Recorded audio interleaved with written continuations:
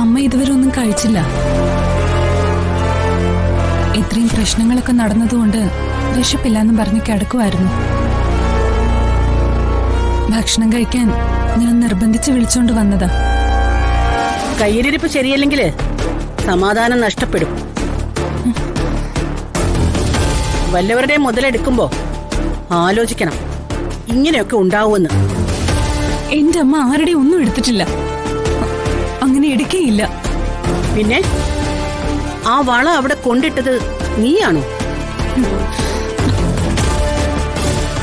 നീയാണോ അത് മോഷ്ടിച്ചത്? ഇങ്ങനെയുള്ളവരൊക്കെ എന്തുറപ്പില്ല ഞാൻ ഇവിടെ നിർത്തുന്നത്? കയ്യിൽ കിട്ടുന്നത് എടുത്തോണ്ട് നിങ്ങൾ പോയാ ഞങ്ങൾ പിന്നെ എന്തു ചെയ്യും? നിങ്ങൾക്ക് അത്ര വിശ്വാസമില്ലെങ്കിൽ ഞങ്ങൾ ഇവിടുന്ന് പോയി തരാം. എന്റെ മുഖത്ത് നോക്കി ആരും ഇതുവരെ ഇങ്ങനെ സംസാരിച്ചിട്ടില്ല. അതെനിക്ക് തീരെ ഇഷ്ടമല്ല. ഇവിടെ നിന്ന് ഇറങ്ങിപ്പോണമെന്നൊന്നും ഞാൻ പറയില്ല. മര്യാദക്കാണെങ്കിൽ എത്ര കാലം വേണമെങ്കിലും നിങ്ങൾക്ക് ഇവിടെ നിൽക്കാം.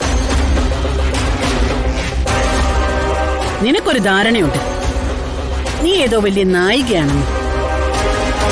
നിന്നെക്കാളും കൂടുതൽ അഭിനയം അറിയാവുന്നവളായി ഞാൻ. ആ എന്റെ മുന്നില് നീ ഇവിടെ കൂടുതൽ അഭിനയം ഒന്നും കാഴ്ചവെക്കണ്ട. മനസ്സിലായോ?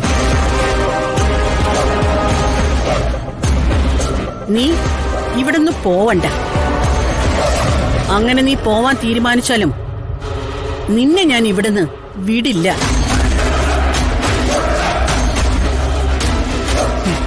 നിന്റെയൊക്കെ സ്വഭാവവും അഹങ്കാരവും മാറ്റിയിട്ടേ ഇവിടുന്ന് ഞാൻ വിടും. അതെങ്ങനെ മാറ്റണമെന്നും എനിക്ക് നന്നായിട്ടറിയാം.